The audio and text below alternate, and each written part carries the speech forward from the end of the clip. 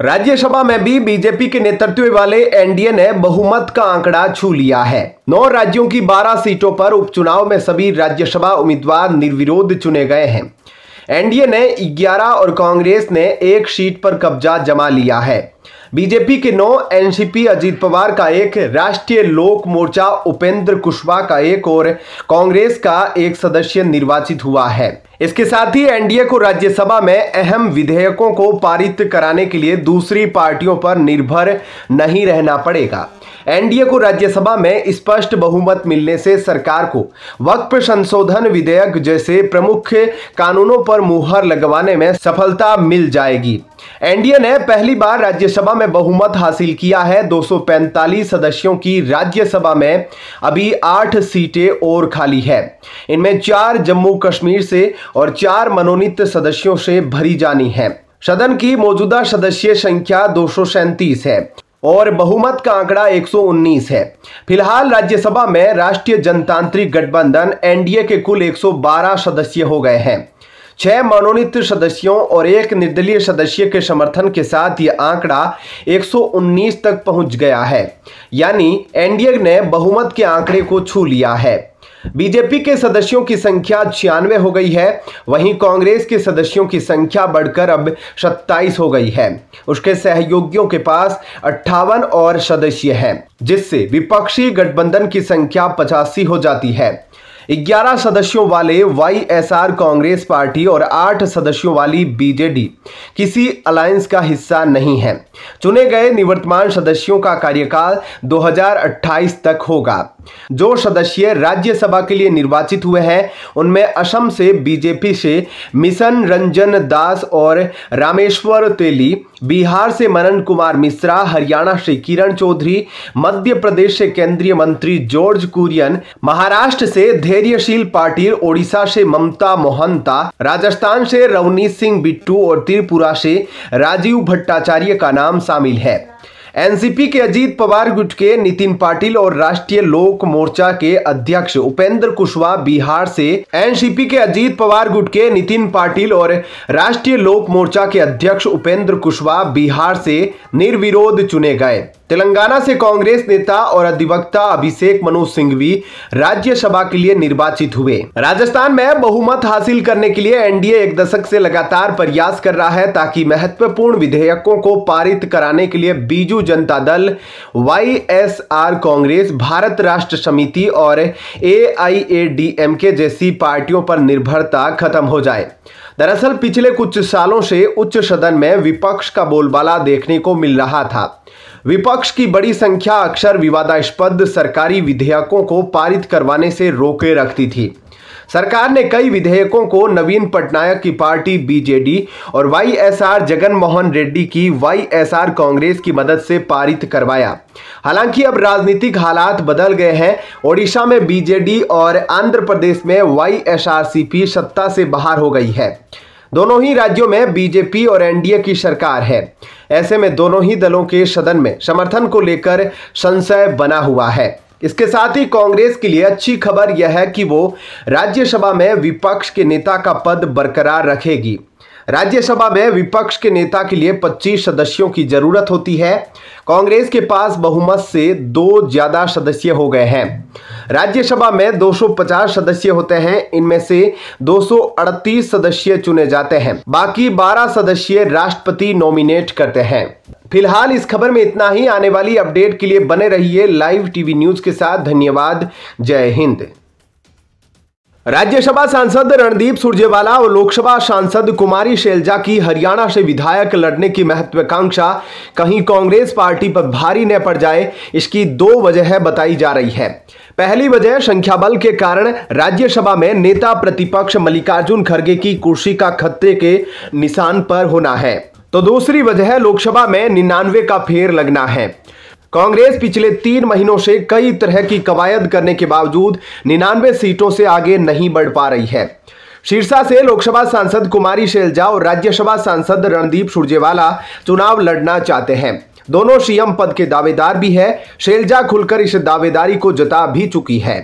सुरजेवाला पारंपरिक कैथल और शैलजा सिरसा या अंबाला की सीट से चुनाव लड़ना चाहती है।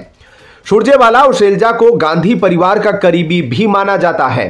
कहा यह भी जा रहा है कि इन दोनों नेताओं को यह डर सता रहा है कि अगर वे हरियाणा का चुनावी मैदान छोड़ते हैं तो भूपेंद्र सिंह हुड्डा कांग्रेस की सरकार बनने पर अपने बेटे दीपेंद्र को मुख्यमंत्री बना सकते हैं। रोहतक से लोकसभा के सांसद दीपेंद्र सिंह हुड्डा सुरजेवाला और शैलजा से काफी जूनियर है। कहा जा रहा है कि इन्हीं सब चिंताओं की वजह से हाल ही में सुरजेवाला और शैलजा ने राहुल गांधी से संपर्क साधा है। दोनों नेताओं ने राहुल से विधायकी लड़ने की अनुमति मांगी है। कहा जा रहा है कि राहुल ने दोनों को सकारात्मक आश्वासन दिया है। राज्यसभा सचिवालय के मुताबिक कांग्रेस के पास अभी उच्च सदन में 26 सांसद है, जो नेता प्रतिपक्ष के लिए जरूरी 25 सांसद से एक ज्यादा है। राज्यसभा में कुल 245 सांसद होते हैं। इनमें से 233 चुनाव के द्वारा और 12 मनोनयन से सांसद बनते हैं। राज्यसभा में नेता प्रतिपक्ष पद के लिए कुल सांसदों का 10% संख्या जरूरी है, यानी नेता प्रतिपक्ष कुर्सी के लिए 25 सांसद होना अनिवार्य है। कांग्रेस के 8 सांसदों का कार्यकाल अप्रैल 2026 तक है। अन्य 18 सांसदों का कार्यकाल 2028 और 2030 तक है। कांग्रेस के पास सबसे ज्यादा 5 सांसद राजस्थान और कर्नाटक से, 4 सांसद छत्तीसगढ़ से और 3 सांसद महाराष्ट्र और तेलंगाना से हैं। कर्नाटक छोड़कर राजस्थान और छत्तीसगढ़ में कांग्रेस की सरकार चली गई है। कांग्रेस को हाल ही में राज्यसभा में 2 सीटों का नुकसान उसके सांसदों के लोकसभा जाने की वजह से हुआ है। रणदीप सिंह सुरजेवाला अगर विधानसभा चुनाव लड़ते हैं और जीत जाते हैं तो उन्हें राज्यसभा की सांसदी छोड़नी पड़ सकती है। सुरजेवाला अभी राजस्थान से राज्यसभा के सांसद है और वहां पर बीजेपी की सरकार है। सुरजेवाला की रिक्त सीट पर होने वाले उपचुनाव में बीजेपी को ही जीत मिलेगी। ऐसे में एक सीट कांग्रेस के खाते से कम हो जाएगी, जिससे मल्लिकार्जुन खड़गे की नेता प्रतिपक्ष वाली कुर्सी खतरे के निशान पर पहुंच जाएगी। उसके बाद 1-2 सांसद इधर उधर होते हैं तो खड़गे से नेता प्रतिपक्ष की कुर्सी भी छीन सकती है। पहले भी संख्या बल न होने की वजह से लोकसभा में कांग्रेस को नेता प्रतिपक्ष का दर्जा नहीं मिला था। सुरजेवाला शैलजा अगर विधायकी के लिए चुनाव लड़ते हैं और सांसदी छोड़ते हैं तो पार्टी में यह ट्रेंड शुरू हो सकता है। वर्तमान में कांग्रेस ने तो इस स्थिति में ही हर उपचुनाव जीत सकी और न ही इस स्थिति में उसके सांसद सदन छोड़कर जाए तो उसके नंबर गेम पर ज्यादा असर नहीं पड़ेगा। फिलहाल इस खबर में इतना ही। आने वाली अपडेट के लिए बने रहिए लाइव टीवी न्यूज के साथ। धन्यवाद। जय हिंद। ममता बनर्जी ने बंगाल में संविधान की हत्या करी और संविधान को तार-तार कर दिया। संविधान की रक्षा की दुहाई देने वाले ममता बनर्जी ने स्वयं संविधान की हत्या कर आम लोगों पर शक्ति के साथ जुल्म कर रही है। अभी राहुल गांधी, महुआ मोइत्रा, अलका लांबा, सुप्रिया सुले, सुप्रिया श्रीनेत आदि को अब यहां लोकतंत्र की हत्या होते नहीं दिख रही है। लेकिन वहीं दूसरी तरफ भाजपा विधायक हंसराज को गिरफ्तार करने की मांग को लेकर महिला कांग्रेस ने मंगलवार को चौड़ा मैदान शिमला और विधानसभा परिसर के बाहर बिना मतलब का विरोध प्रदर्शन किया। राज्यपाल शिव प्रताप शुक्ल और मुख्यमंत्री सुखविंदर सिंह सुक्खू को ज्ञापन सौंपकर महिला कांग्रेस ने विधायक के खिलाफ कार्रवाई की मांग उठाई। महिला कांग्रेस की राष्ट्रीय अध्यक्ष अलका लांबा की अगुवाई में कार्यकर्ताओं ने विधायक की कार्यप्रणाली पर सवाल उठाए। मौके पर पहुंचकर मुख्यमंत्री सुक्खू ने कार्रवाई का आश्वासन दिया। इसके बाद महिलाओं ने प्रदर्शन बंद किया। बिना मतलब का विरोध प्रदर्शन करना अलका लांबा को अब भारी पड़ गया है। चुराहा के विधायक हंसराज पर केस दर्ज करवाने वाली युवती ने महिला कांग्रेस की राष्ट्रीय अध्यक्ष अलका लांबा समेत 10 कांग्रेसियों के खिलाफ तीसा थाना में शिकायत दर्ज करवाई है। युवती ने पिता के साथ तीसा थाना में पहुंचकर महिला कांग्रेस की राष्ट्रीय अध्यक्ष समेत 10 कांग्रेसियों के खिलाफ शिकायत दी है। युवती ने शिकायत में आरोप लगाया है कि नरेंद्र कुमार, यशवंत खन्ना, दिलदार अली, शरीफ मोहम्मद, याकूब, जमात अली, लेखराज, वीर सिंह और कांग्रेस की राष्ट्रीय महिला अध्यक्ष अलका लांबा की ओर से उसे बदनाम किया जा रहा है।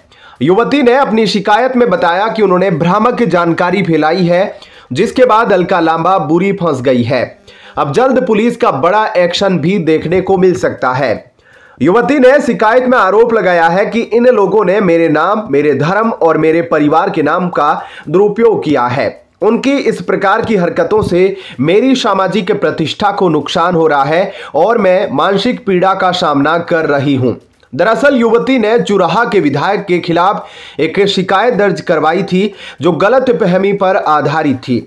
अब युवती का कहना है कि उस मामले पर स्थिति स्पष्ट करते हुए उसने पुलिस और न्यायाधीश को अपना बयान भी दे दिया है, लेकिन अब ये लोग मेरे नाम और उस मामले को गलत तरीके से उपयोग कर रहे हैं।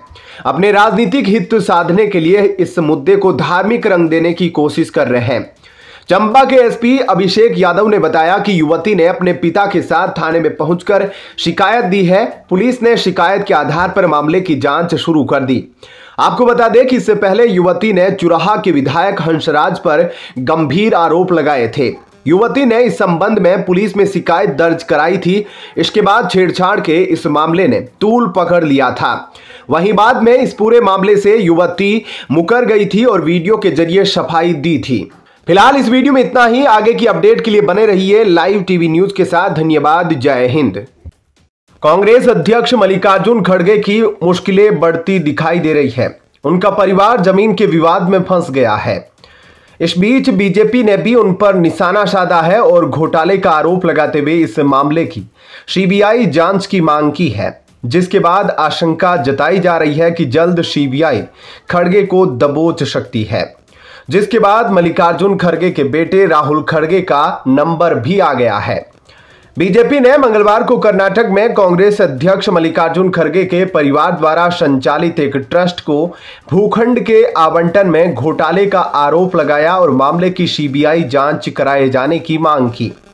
बीजेपी मुख्यालय में संवाददाता सम्मेलन को संबोधित करते हुए पार्टी के राष्ट्रीय प्रवक्ता गौरव भाटिया ने मल्लिकार्जुन खड़गे से कांग्रेस अध्यक्ष पद से और उनके बेटे प्रियांक खड़गे से इस्तीफा देने की मांग की, जो कर्नाटक सरकार में मंत्री है। उन्होंने कर्नाटक के सीएम सिद्धारमैया के इस्तीफे की भी मांग की। भाटिया ने कहा, कांग्रेस के भ्रष्टाचार में निरंतरता है। हम जहां भी जाएंगे भ्रष्टाचार करेंगे। यह कांग्रेस का नया नारा है। यह कहना गलत नहीं होगा कि कांग्रेस भ्रष्टाचार का पर्याय बन गई है।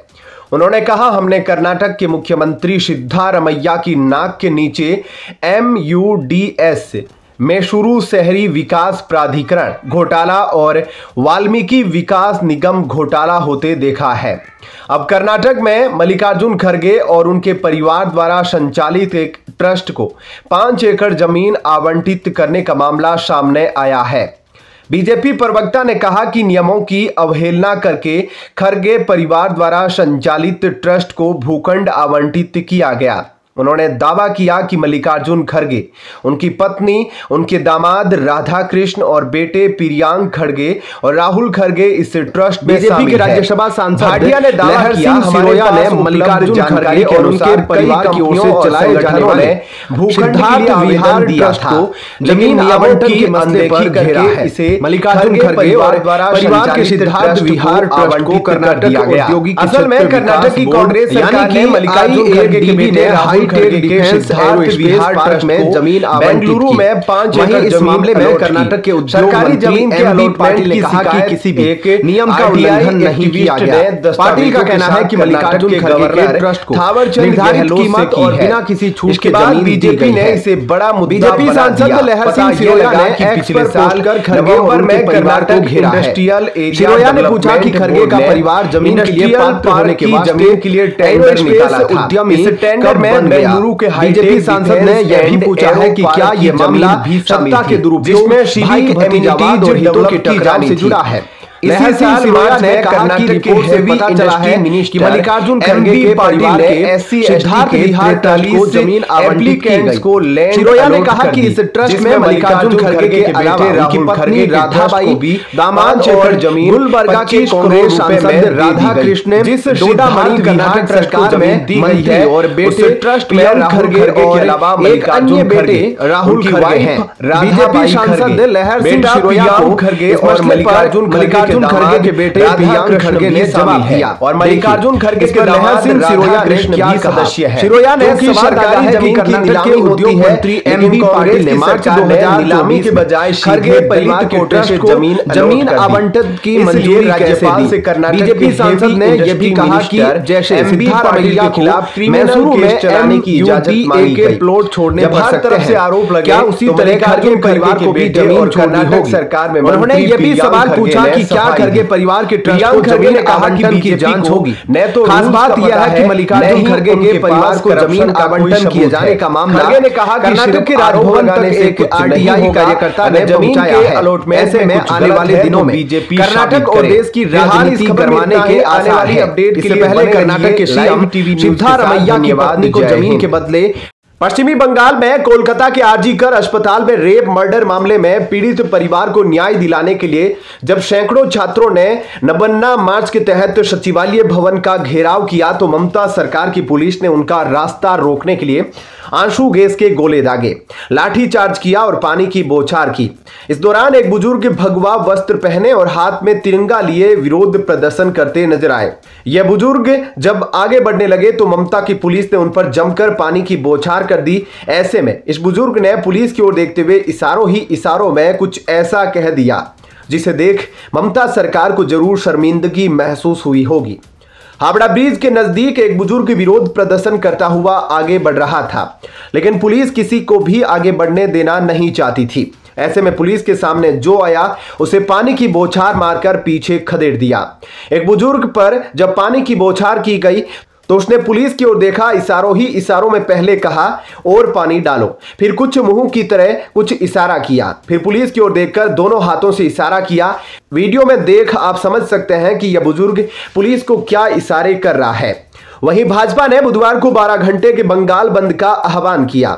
इस बंद के दौरान राज्य में क्या खुलेगा और क्या बंद रहेगा, इस पर अभी भी सवाल बने हुए हैं। भाजपा द्वारा बुलाए गए 12 घंटे के बंगाल बंद के दौरान किन सेवाओं पर असर पड़ेगा, इसका अभी तक स्पष्ट ऐलान नहीं हुआ। हालांकि माना जा रहा है कि इस बंद के चलते सार्वजनिक परिवहन सेवाओं जैसे बस, ट्रेन आदि पर व्यापक असर पड़ सकता है। कुछ प्राइवेट दफ्तर भी बंद रह सकते हैं। हालांकि आपातकालीन सेवाएं जैसे अस्पताल और एम्बुलेंस चालू रहेंगे। बैंक और सरकारी दफ्तरों को लेकर अभी कोई आधिकारिक आदेश जारी नहीं हुआ है, इसलिए संभव है कि ये सेवाएं चालू रहे। भाजपा के राष्ट्रीय अध्यक्ष जेपी नड्डा ने प्रदर्शनकारियों पर की गई पुलिस की कार्रवाई पर कड़ी आलोचना की। उन्होंने कहा, कोलकाता में पुलिस की इस मनमानी ने लोकतांत्रिक सिद्धांतों को मानने वाले हर व्यक्ति को आहत किया। पश्चिमी बंगाल में दीदी के शासन में अपराधियों की मदद करना तो स्वाभाविक है, लेकिन महिला सुरक्षा की बात करना अपराध बन गया है। पश्चिमी बंगाल विधानसभा में नेता विपक्ष शुभेंदु अधिकारी ने 4 छात्रों के लापता होने की बात कही। इसका पुलिस ने खंडन किया है। पुलिस का कहना है कि उन्हें हत्या की साजिश के साथ साथ हत्या के प्रयास में शामिल होने के लिए गिरफ्तार किया गया था। लापता होने का आरोप झूठा है। नाबन्ना अभियान के दौरान बड़े पैमाने पर हिंसा फैलाने की योजना बना रहे थे। बीजेपी नेता शुभेंदु अधिकारी ने सोशल मीडिया प्लेटफॉर्म्स एक्स पर एक पोस्ट किया है।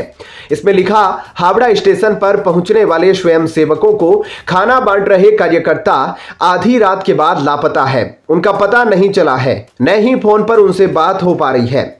आशंका है उन्हें ममता बनर्जी की पुलिस ने गिरफ्तार किया है या हिरासत में लिया है।